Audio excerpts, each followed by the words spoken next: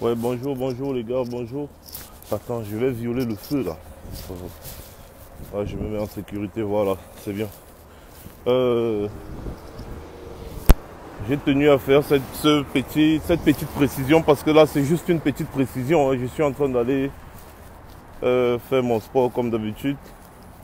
Je voulais juste faire une petite précision, que les gens arrêtent de vociférer et que les gens apprennent, n'est-ce pas, à analyser, à lire entre les lignes, à comprendre les paroles d'un autre sens, c'est-à-dire comprendre les paroles dans le sens politique. C'est très important, c'est ce qui nous manque au Cameroun. Donc, j'en ai au trop pour 10 ou 15 minutes pour vous expliquer terre à terre et objectivement la sortie du sous-secrétaire américain chargé des affaires africaines, je crois, Thibor Nagui. En fait, vous tous vous le connaissez, il était dernièrement au Cameroun, il a rencontré Paul Biya, où il dit qu'il a été franc avec Paul Biya. Alors, j'ai remarqué que depuis qu'il est sorti du Cameroun, là, beaucoup de personnes sont en train de se dire, ah, les États-Unis, ils ont parlé, dès qu'ils sont arrivés devant Paul Biya, ils ont arrêté de parler, et nanani, nanana. La politique, c'est quelque chose de très, très, très complexe. Alors, quand quelqu'un va féliciter Félix Tshisekedi, il dit dans son discours, devant tout le monde, en Mondovision, il dit ceci.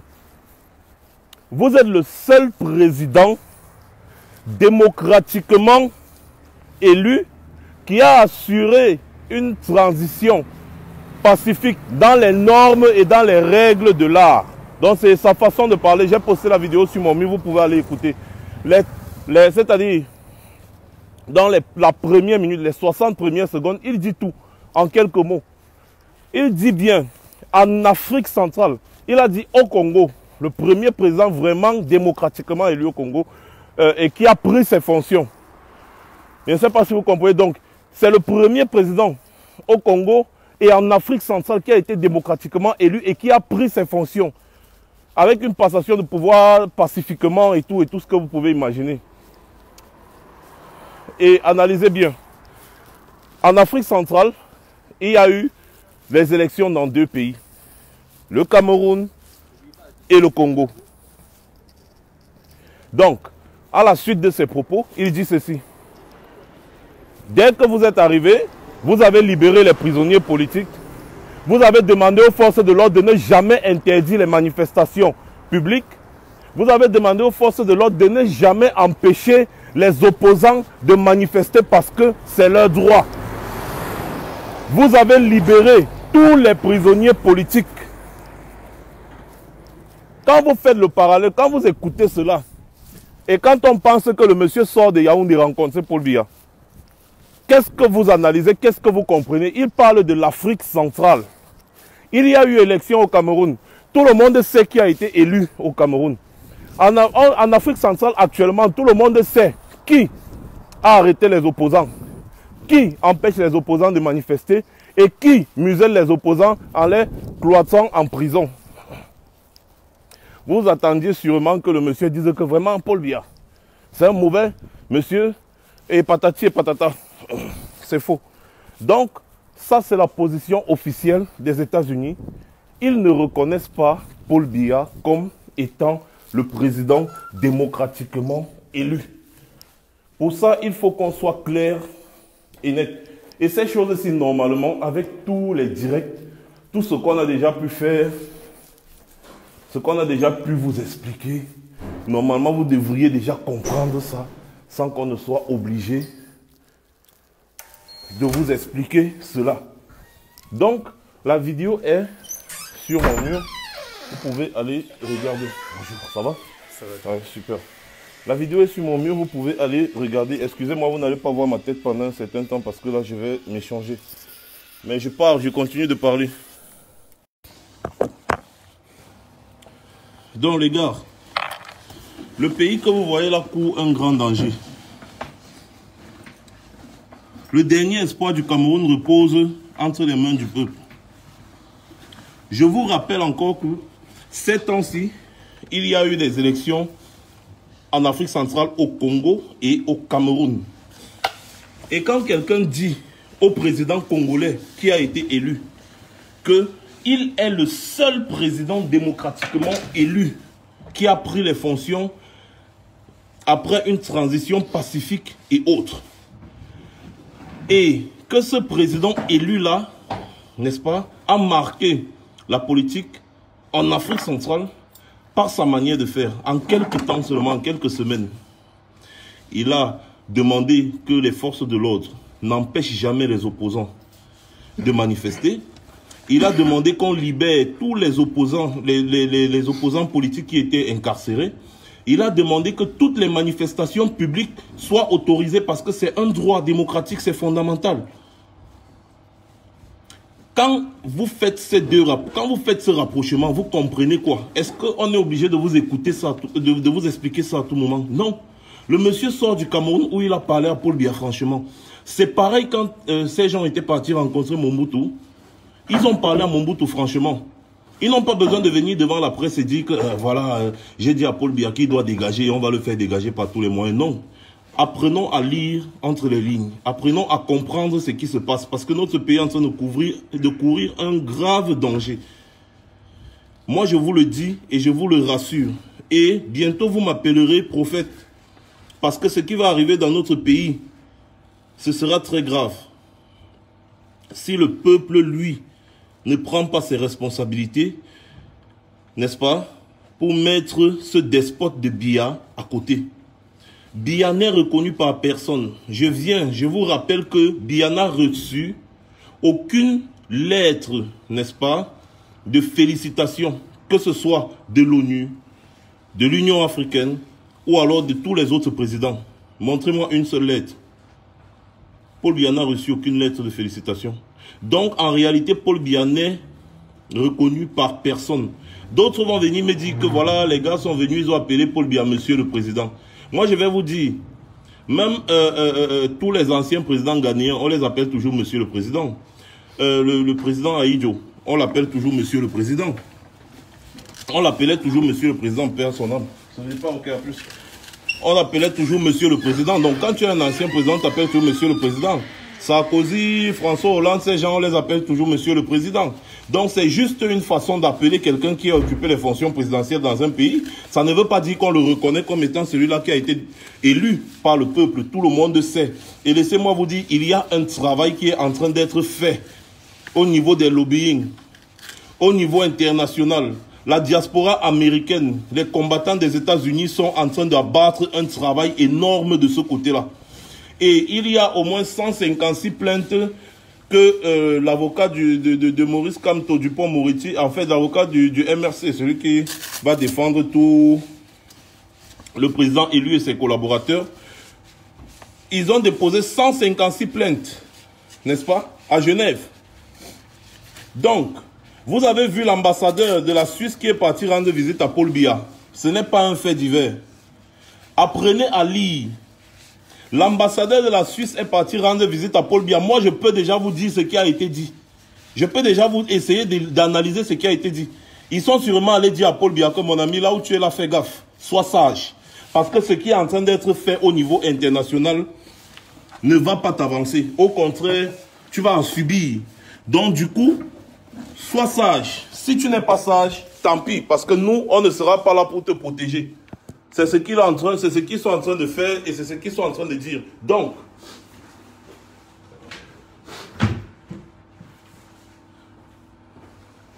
sachez que quand les gens là vont enclencher le rouleau compresseur au Cameroun, ce n'est pas seulement les Paul Biya qui vont en subir, hein. Non.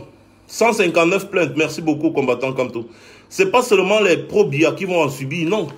Au contraire, les pro-Biya, excusez-moi. Au contraire, les pro-Biya vont commencer à jouer avec leurs relations internationales pour fuir le Cameroun. Et c'est ce même peuple-là qui a peur de se battre pour sa liberté qui va subir. Parce que quand les bombardements viendront du ciel, quand les armes crépiteront, les bruits des armes crépiteront, ce ne sont pas les ministres de Paul Biya là qui vont subir.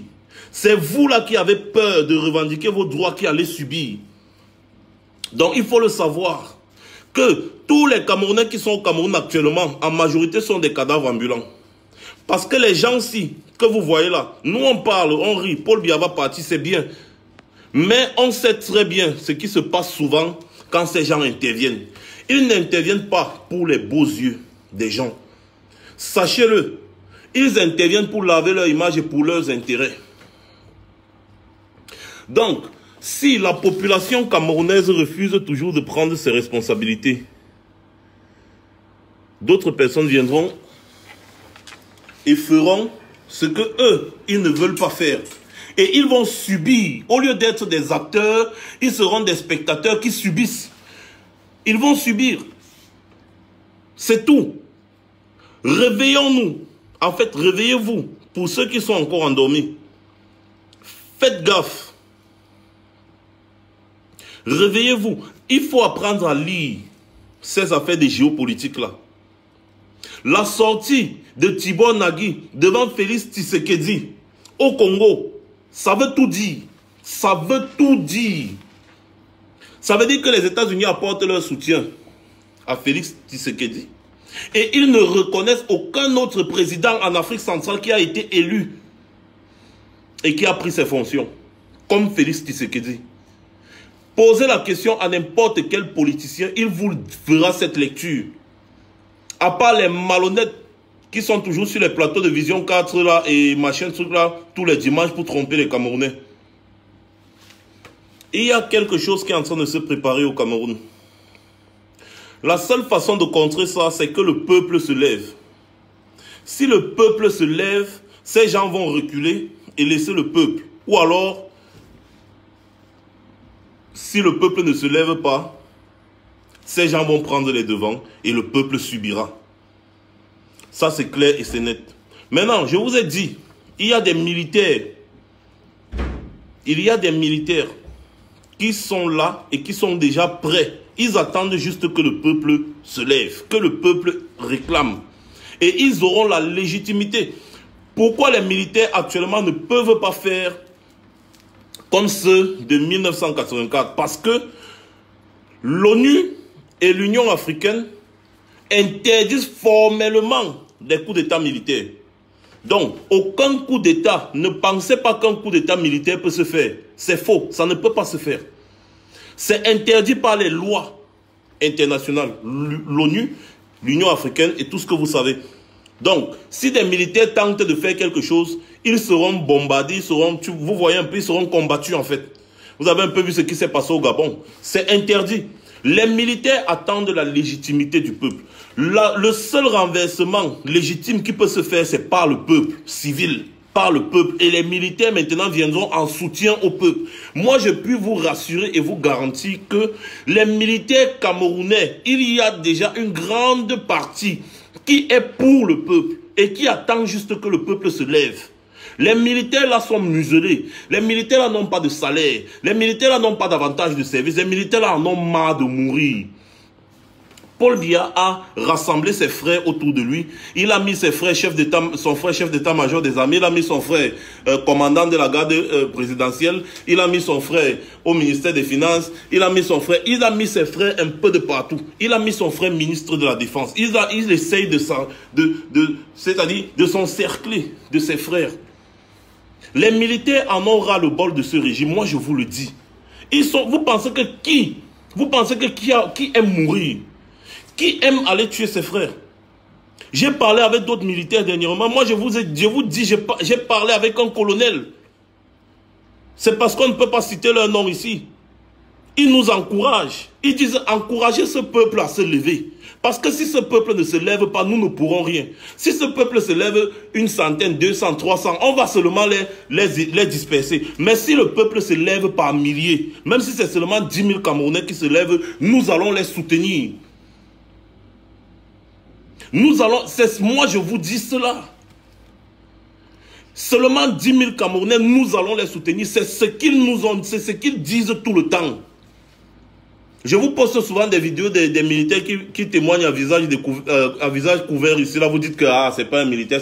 Moi, mes amis, vous ne savez même pas, vous ne pouvez même pas imaginer.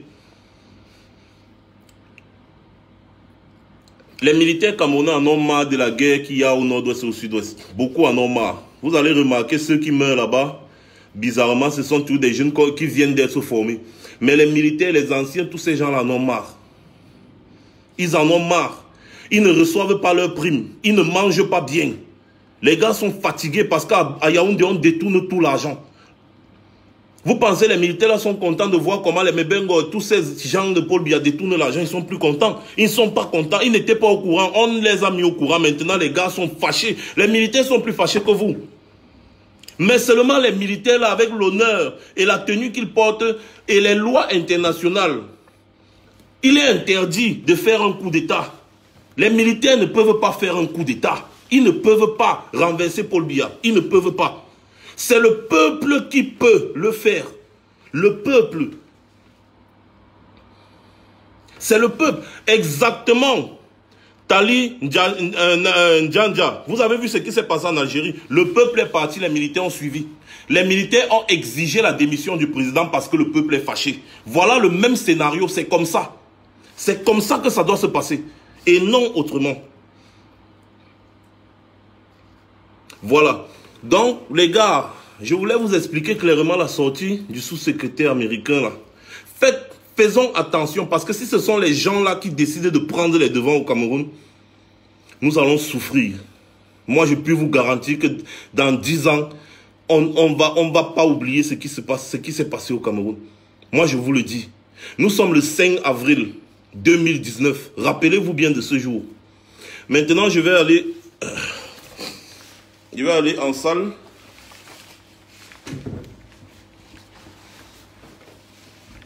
Je vais aller en salle. Donc, je vais devoir vous laisser.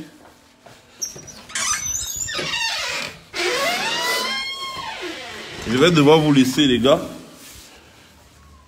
Sachez seulement que le destin du Cameroun, c'est entre les mains des Camerounais. C'est entre les mains des civils camerounais. C'est ça. Et les choses sont en train d'être faites au niveau international. Et ce n'est pas la rigolade, c'est du sérieux. Ce n'est pas la rigolade, c'est du sérieux. Tout le monde, tous ceux qui sont à Paris, rendez-vous au Trocadéro. Tout à l'heure, connectez-vous à 20h. Connectez-vous à 20h sur mon mur tout à l'heure pour le direct live prévu depuis mercredi. Donc, connectez-vous sur mon mur à 20h. On va continuer avec l'analyse, là, c'est très important. Et on va parler de la marche de demain. Salut les gars. Hein les gars, ok bon. Bah je vais vous laisser. Attendez un peu, je dépose. Je vais déposer les trucs là pour pouvoir couper le direct là, voilà. C'est chaud. Bon. Passez une bonne journée et surtout restez éveillés. Rendez-vous ce soir à 20h.